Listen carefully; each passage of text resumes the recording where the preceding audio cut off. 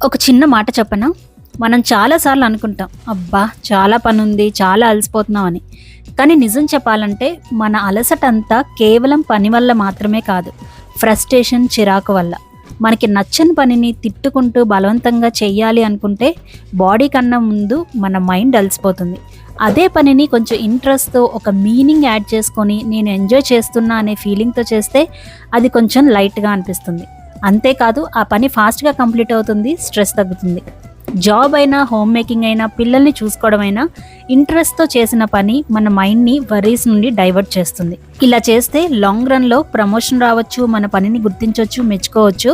ఒకవేళ అవేమీ జరగకపోయినా అట్‌లీస్ట్ అలసటని, నీరసాన్ని, చిరాకుని తగ్గిస్తుంది. లీజర్ టైమ్‌ని గిల్టీ ఫీలింగ్ లేకుండా ఎంజాయ్ చేయగలుగుతాం.